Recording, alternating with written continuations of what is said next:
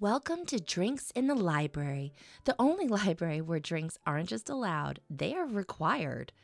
I'm your librarian host, Gigi Howard, and each episode I'll be interviewing a guest about a much-loved book that we will be pairing with a drink for you to enjoy along with us or consider for your next book club meetup.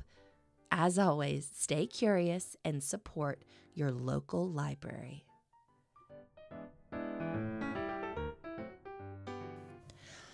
Hello, Liberation Nation. This week we are discussing The Midwife by Jennifer Worth. This is the book that inspired the TV show Call the Midwife. And my guest this week is Katie Dolan. Katie is a longtime resident of Bon Air, Virginia, balancing life as a mother of soon-to-be 6 kids and wife to one.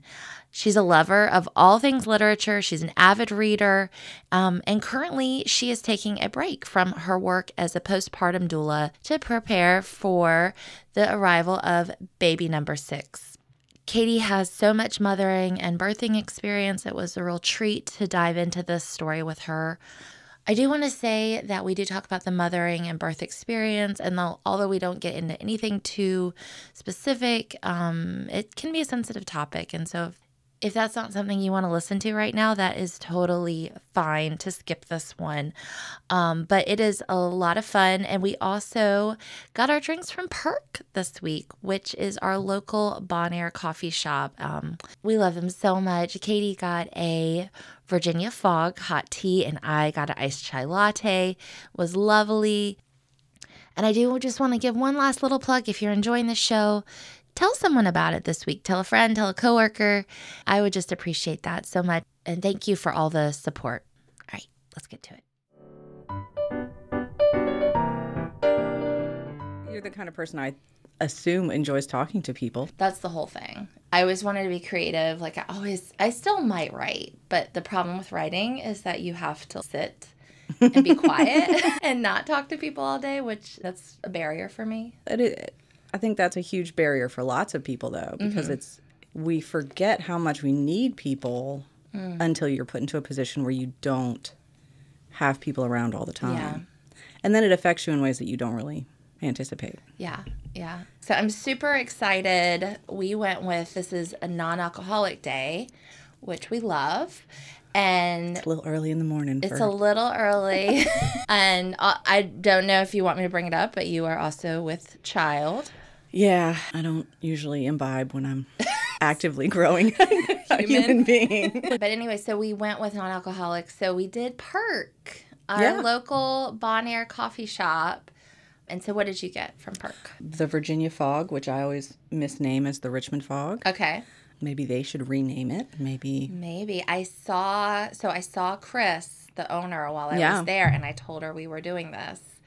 So she might listen. She's so fun. She's the super best. Fun. We love you, Chris. Yes. Yeah. So Perk is like the local Bon Air coffee shop. So you got the Virginia Fog. I got a iced chai latte, which is amazing. It's like a treat for me when I get like a specialty coffee. I don't do it too often, but I was thinking like a little bit this morning, like how many people from Bon Air I've interviewed on this podcast. Like this podcast is going to end up being like a love letter to Bon Air. It's just such a great neighborhood place to live. Yeah, and I think it's an underappreciated area of Richmond, especially when we're put up against North Side neighborhoods or fan neighborhoods or like the Brandermill-esque kind of that way neighborhoods. It's like people forget how nice an established older area can be. Yeah. And I love that we have Perk here. Okay. So we are discussing the book. It's The Midwife or Call the Midwife. Yeah, originally it was titled The Midwife, and then when the show came out, it was rebranded or republished as Call the Midwife. Yeah. I read it prior to the show. And we're going to say 17 years ago, when I was pregnant with Leah. She's my second daughter. Yes. And I switched providers when I got pregnant with her, and I went with a midwife instead of an obstetrician. And this particular midwife's office, it's like just wall-to-wall books and pictures, and there's so much going on that it is a sensory overload for people like me. But there was also this comfort that, oh, she's a reader. Yeah. Right? And when you're a reader, it's easy to make connections, I feel, with people who are also readers, because there's always that, what have you read? What did you like? There's like this, right? Yeah. There's the possibility of learning something new that you didn't really know from somebody who also loves to explore through reading. Yeah. I still go to her and our... Is she delivering this child? Yes. Okay. That's the plan. I don't know what might happen in the future, but here's what we're hoping for. And so when I first went in, when I was pregnant with Leah, 100,000 years ago, part of the process was for her, part of the process with me was reading all of these books that she would just give me. Were they fiction or nonfiction? Fiction and nonfiction. Oh. And one of them was The Midwife. It's not like my favorite book in the world, but I think for me it represents a moment in time where books allowed me to see my own assumptions about the world, the gaps in my understanding about how the world worked or how birth worked or what the history of medical birth had become, and all of this learning that kind of unwound from that situation, which really changed my appreciation for the process, for growing and birthing a child, and for mothering, and for, you know, all the work that women have been doing forever, you know, which is a big thought. Like, yeah, it is. They've always been doing this. It's not super special, but it is to me. So that's... Yeah, so it's the story of a midwife in the East End of London in the 1950s. Yeah, post-World War II, East End London, Jenny. The interesting part for me, especially now, talking about this particular book, is that the assumptions people make about the book because they've seen portions of the show. Okay. The show is very different from the book, as so often is the case. Yeah. I was nervous reading the book because I saw the show and I was like, oh my gosh, because labor can be traumatic and I was very nervous, but it was not as bad. It's not as bad. I think the portions of the book where she talks about deliveries are not descriptive to the point where it could be difficult for people who have had tough births to read. Yeah. There are portions of the book that are difficult to read because it was such a different time. Yeah. And you're dealing with things that we don't really think about anymore.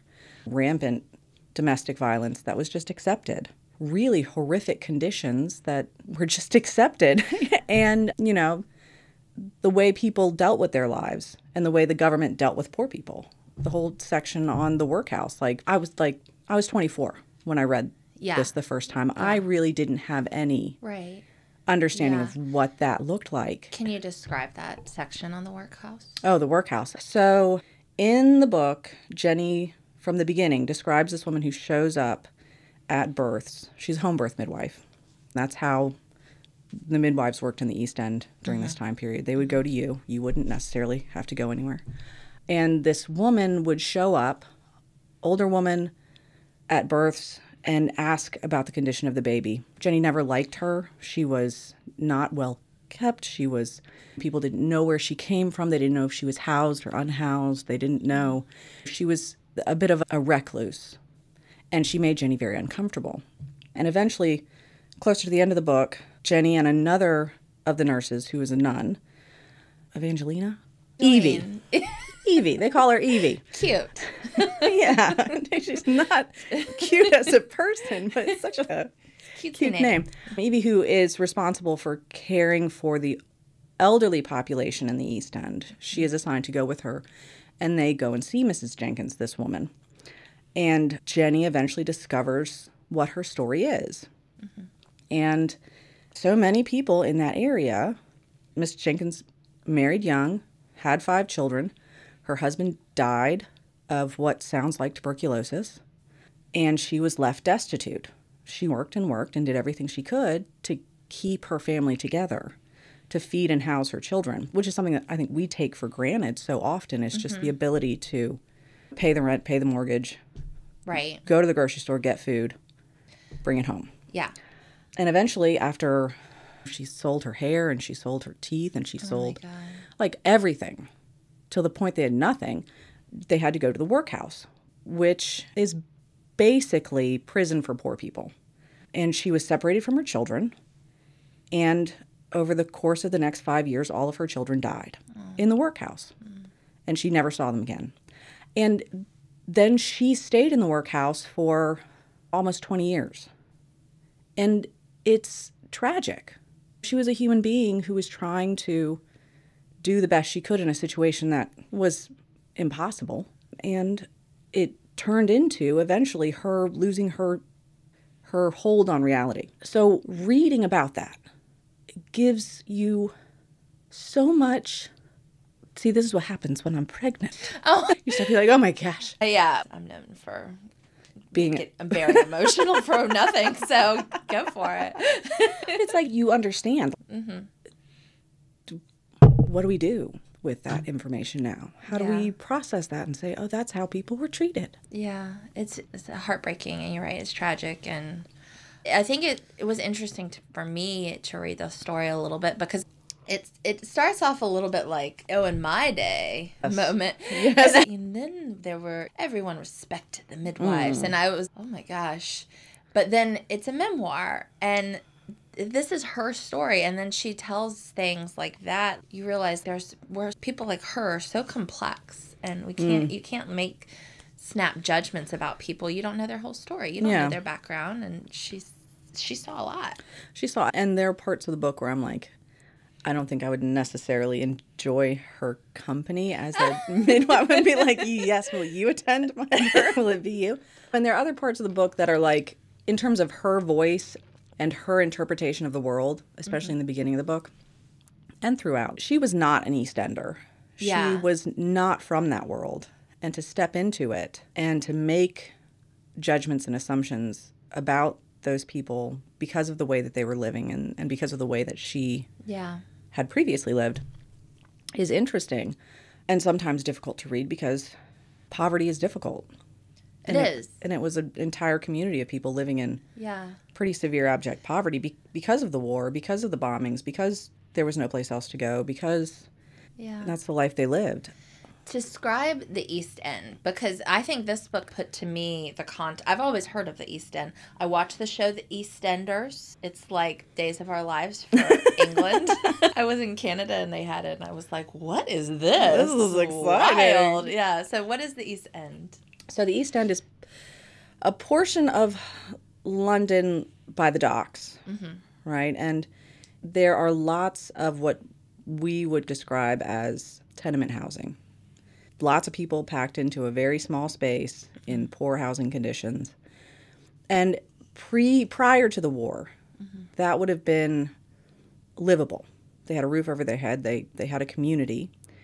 But then during the Blitz, during the horrible things that happened during World War II, of that real estate were absolutely devastated. And just portions of their community became just huge open bomb sites. And because of that, and because of the damage to their apartment buildings, their tenements, their projects, so to speak, their quality of life diminished greatly. Living in a top floor apartment with no roof, no running water, no one came to pick up the trash. They were destitute. They were also abandoned by the government because those buildings were deemed unfit for habitation. They weren't supposed to be there anymore. But there was no place else to go. In the later books, she goes into more depth about what that was like to be trapped in a place like that with the government saying, oh, we're building new housing. We're going to get you a new place to live. But it just took so long. And the things that happened because of that, because you were a mother of 10 children trapped in a 2-bedroom apartment with no running water and holes in the roof, and then you're pregnant with a baby that you can't care for. What does that end up looking like? And then she goes into that in other books. But I think it's a level of difficulty that living in Bonaire, it would be very difficult for us to really understand.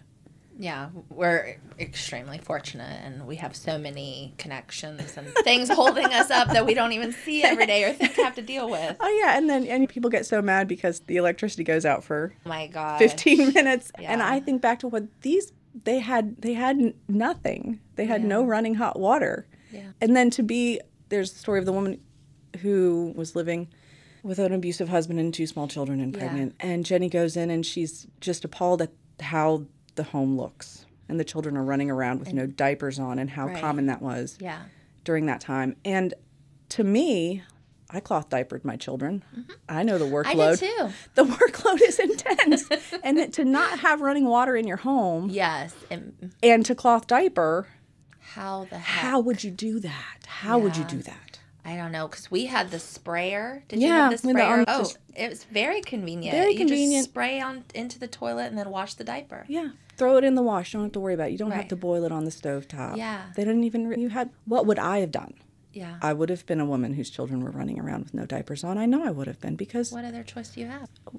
So there was those moments I got a little bit like, girl, you don't know. Yeah. You don't know. A little bit of empathy, but at the same time, it is unsanitary. It's not, like, good to live with. Yeah. And so going to it, what would you say is the vibe of the story of this? It's her memoir, so. It's very, I would say it's pretty conversational, and it's not, the stories are pretty heavy. Yeah. The tone is not necessarily heavy at all times. Yeah. I would say it's very readable. 100%, yeah. If you can get past some of the content. I think you have to be interested, definitely having had a baby, having gone through labor. I think it takes out some of I think about men sometimes. Would a man read this book? Would a man read this story? I think a man that's comfortable and interested in the history of childbirth, we've all... That's an interesting question. Mm-hmm. If I told my husband to sit down and read it, he would read it. Mm-hmm. And I think it would be edifying for him. He also has an interest in the way people have had to live. Yeah. That side of it. There are certain portions of births that he would probably skim over. Sure. I might too, to be honest with you. Be like, I don't know, I need that much description. I'm fairly comfortable with that just because of the amount of reading that I've done and the number of children that I've had. Mm-hmm. I think for somebody who wasn't accustomed to thinking about female functions, it might be a little difficult. Might be a surprise. Might be a little bit of a surprise. It's super interesting, too, because it's like a snapshot in time of something we don't hear about very often. And those kind of social histories, I love those kind of social histories. Mm-hmm. And understanding how we got to the point we are with very mundane aspects of our life. Like, how did we end up in this poor part where everyone assumes that you'll have your baby in the hospital, and everyone assumes that your baby will sleep in a room separate from you, and everyone assumes that all these things will happen when historically that's not at all the case. Sure. And that's what interests me the most. I don't necessarily have to like the character or the narrator, because I don't really think I do like her. And I don't watch the show because I feel like it's not a good representation of what the books were necessarily. Mm-hmm. I've seen portions of it, especially when it first came out. I watched a good bit of it. But I feel like the books do a better job of telling the story of those people, of their life and what they went through and what it was like to live in that time. Yeah. It might be interesting to talk about, what do you think the book says about motherhood and like parenthood too? Mm-hmm. Like you just brought up about how people in America, in the United States, there's a very set way of what is supposed to happen. And like you just said, like for a long time, it was not these expectations. No, not at all. And why are we where we are now? Mm-hmm. And what can we look back to and say, maybe that felt like a good idea then, but is it a good idea now? Yeah. So for me, all of the loss that happens in the book and all of the reminders of how many children women would have and how lucky they were for just a few of them to survive added this layer of just thankfulness that I can have children and I can go to the doctor and I can, if they get sick, they can get an antibiotic and we have a warm, dry home with lots of food and we don't live in a war zone. So I think putting that at the top of my daily reminder list when I approach parenting, because it's not an easy job. No. The book's pretty clear. They were working really hard just to survive. Sure. And mothering is an incredibly difficult job. And you add on difficult circumstances and it becomes an impossible job. So keeping that at the forefront of my mind, especially since I have a wide age range of children and we deal with all kinds of daily frustrations or issues, just to remind myself, I'm lucky that I have to be like, why didn't you take the trash out? I'm lucky, number one, to have somebody to say that to. Yeah. And I'm lucky, number two, that there's like a trash can outside the back door that he could just put the trash in and then wheel it out and somebody comes and gets it. Yeah. And I don't have to deal with it. And that makes mothering easier. Yeah. And this book reminds me of that constantly, but also that it's a community effort. Mm-hmm.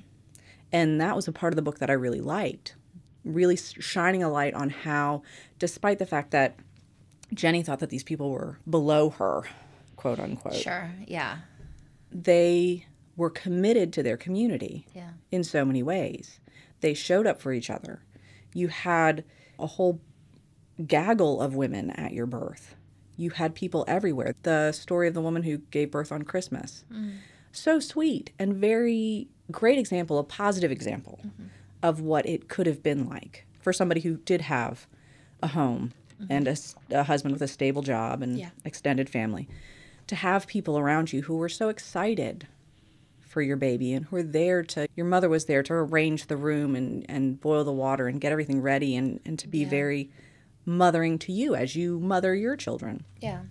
That, I think, is something that we don't necessarily have anymore. Yeah. Because of geography and relationship stuff. It's not the same culturally. But to think that there was a time, for good or bad, where you were very enmeshed in your community. Mm-hmm. And it showed in the book. Yeah. It's really beautiful. And thinking about community, often I'm having conversations with people and they're just like, we just don't have the same communities that we had when I was growing up. And I'm just like, I think it depends on where you live. I know so many people within a mile's radius that if I needed them, they would show up. Yeah. This is something that previous to COVID, through COVID, after COVID, continuing on, probably for the rest of my life.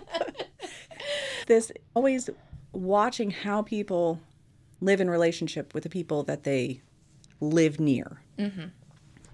And when I had Leah and my first 4 kids were young and we homeschooled, and there was it became very obvious that community doesn't just show up magically. Mm-hmm. It's a thing you have to work for and build sometimes. You're not just going to plop yourself down into a world where you have people who care about you. You have to actively care about people and build what you want out of your life. Yeah. And homeschooling was a way of understanding that. Home birth with Leah, and when we came into that world, that was another kind of eye-opening experience of you have to build your community. You have to make what you want a thing. And this sounds like just really goofy of me. But for me as a homeschooling mother, when my kids were young and we moved here, I knew immediately, I have to build what I want. I can't expect people to come and talk to me. I can't expect people to suddenly invite me into their world. I have to be somebody who goes out and talks to people and introduces myself and is slightly more gregarious than I might naturally be because I'm not generally. And understanding that's a part of parenting.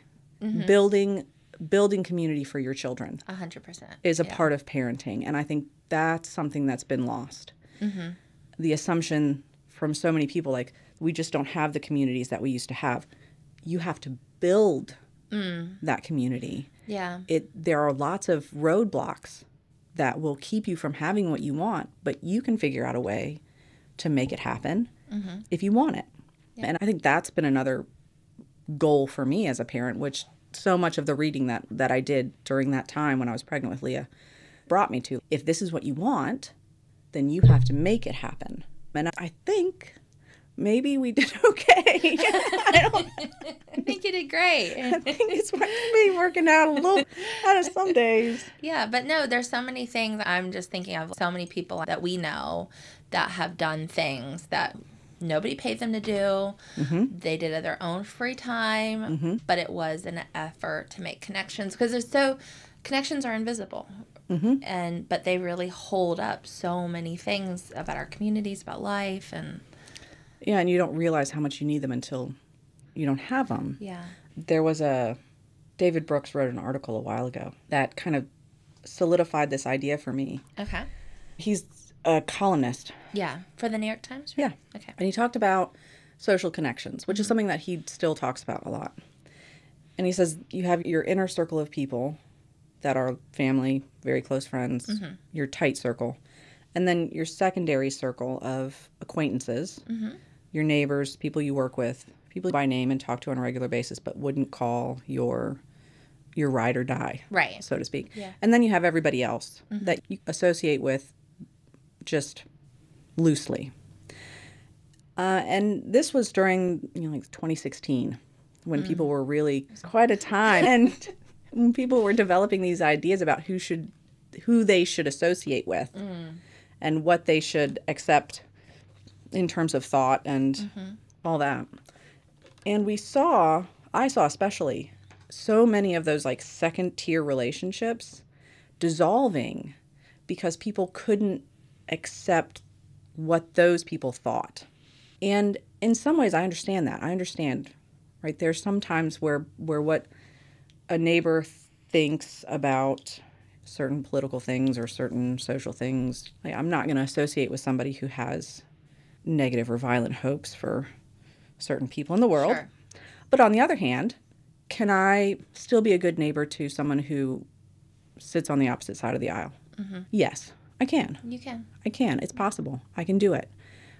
And I worked hard to maintain that, to say I'm not going to let that affect those relationships.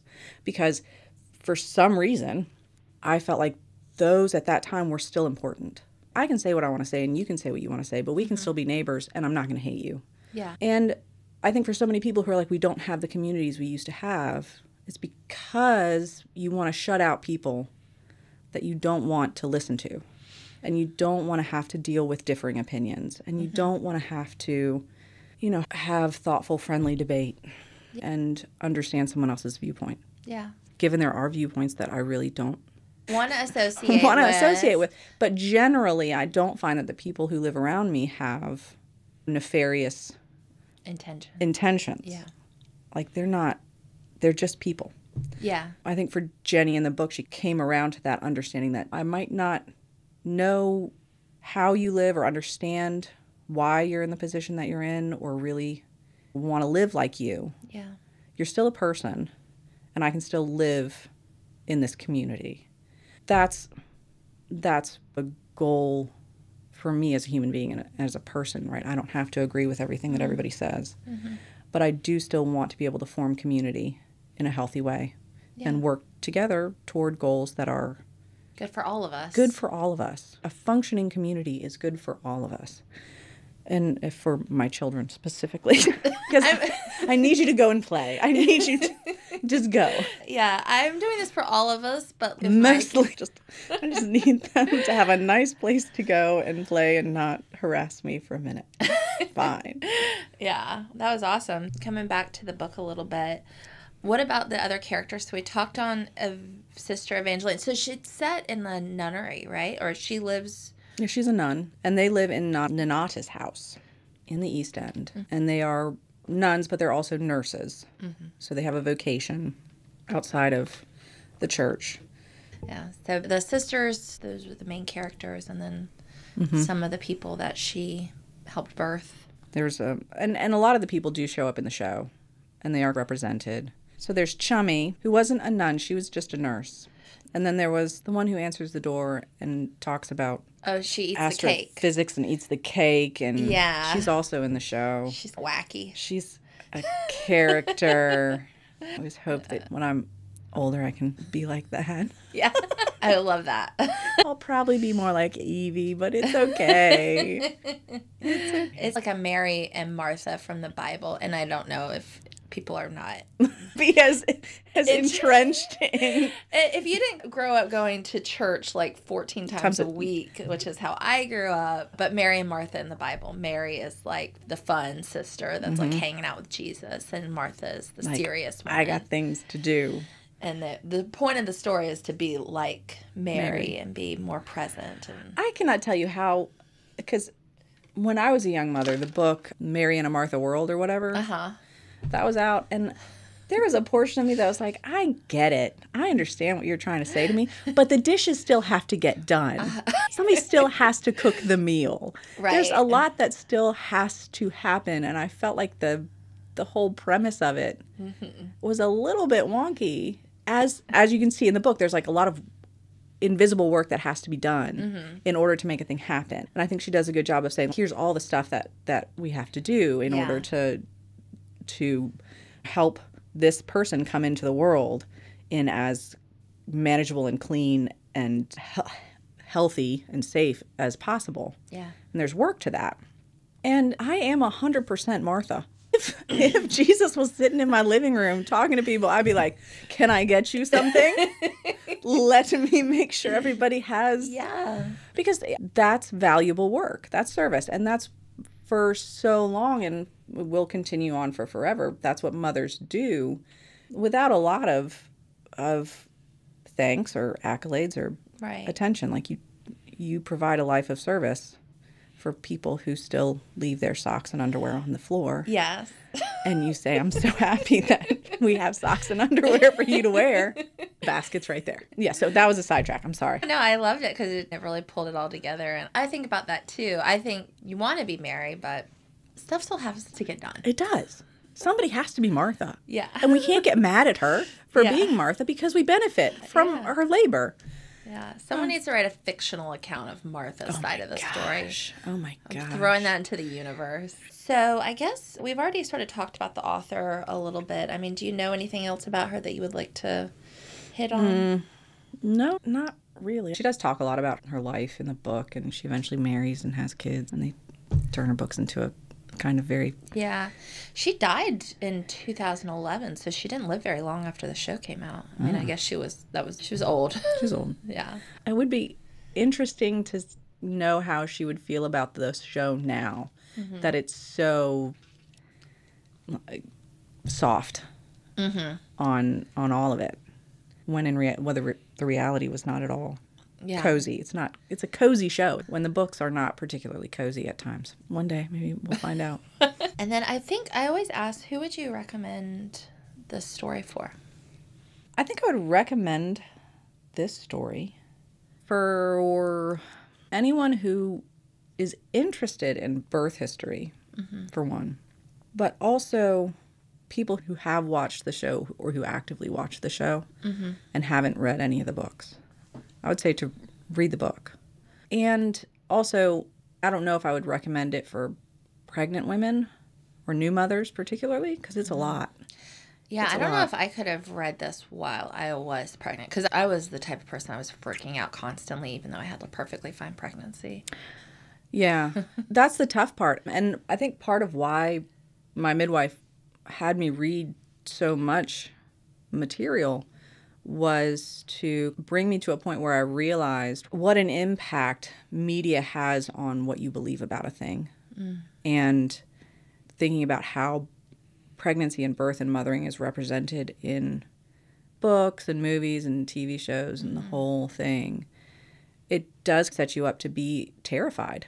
Yeah. Like really terrified of the whole process.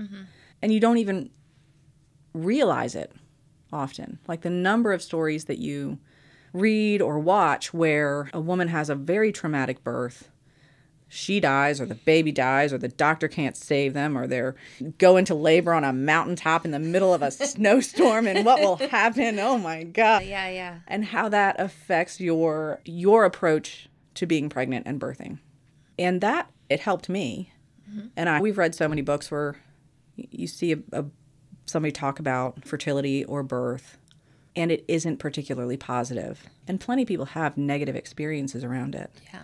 But there's so few just normal birth experiences that are represented in media to give you some sort of balance in how you view the process. And the book does have some difficult moments, but also there's a breech home birth. It happened, baby fine, mother fine, done.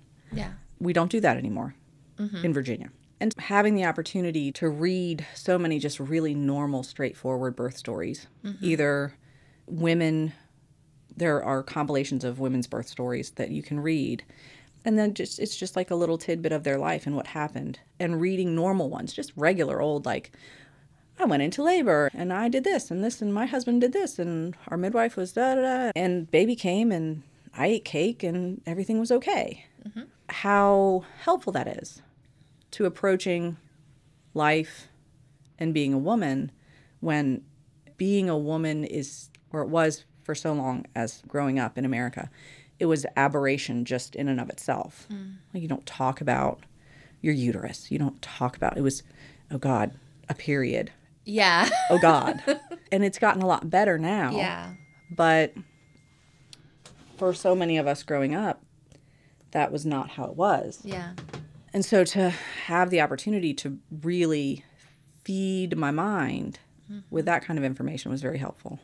I think you make a good point about that. And so maybe it would have been helpful for me at the time. I was constantly just afraid of having children is hard. It's very scary. Like the whole process from beginning to end is It's a trying. lot. Yeah. It's a lot. And we don't, unlike the women in the book, right, we don't have culture set up around it. We don't regularly attend our friends' births. No. We don't, it isn't part of what our day-to-day looks like. We don't necessarily sit down and we don't have a lot of kids to begin with. Yeah. Like the glorious women in this book, 14, 16, 25 kids. You do it that many times, it becomes, I got to go do the laundry. Yeah. Got to go birth this baby. Yeah. It's a different experience. It'll be good. Is there anything that you wanted to talk about that we didn't get to? So I should say, for anyone who does read this book, there are portions of it where she talks about, the term she uses is primitive cultures. Do you remember this portion where she talks about how women in primitive cultures are better at birthing because they would do it alone, and so evolution made it that so their hips were wider. A lot of very racist anthropology, basically, that I know she was taught based on when she was alive and the schooling that she went through and the world that she lived in. There's a lot of that kind of text and content that is just not true. And for folks who might read the book, I think it's really important to understand how a person's relationship to medical world works and how the influence of, Western male beliefs enter into a world that for so long was run by women. How that influences her tone and her belief and her understanding of birth. When she talks about lay midwifery prior to the institution of midwives as a part of the medical world, the view she had on them and what she thought about how they practiced or the care that they provided. It's very specific to her time period, to the world that she lived in, and not necessarily the reality of how it was. And I think if people read this, then they should also look at how did birth culture develop in other places around the world. Central and South America, Asia, like all of the culture that exists around pregnancy and birth and postpartum. That Western white medical minds didn't understand at the time, still don't really understand or appreciate. And how do we as women in America interact with our care providers and institutions, knowing that the world views birth differently? And I think not very many women have the opportunity to sit around and read about birth and postpartum culture from around the world. Super interesting. Oh, wonderful. And before we wrap up, is there anything you would like to shine a light on or anything you're working on that Or something you got coming up? Or I just wanted to give you the chance if you do. Oh, no, I've taken a big old break from everything since the beginning of the year.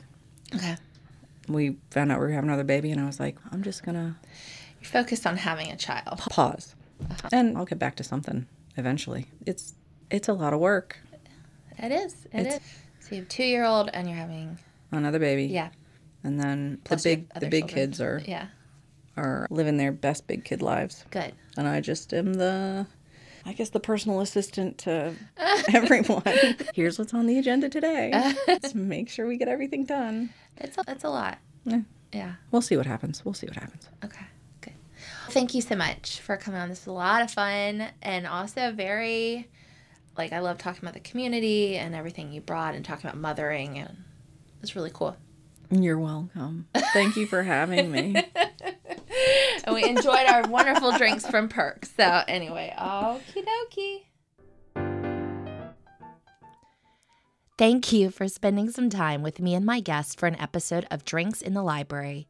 For more information about the show, you can find us on Instagram at Drinks in the Library, on the World Wide Web, drinksinthelibrary.com, or shoot me an email at drinkspod@gmail.com. Until next time, cheers.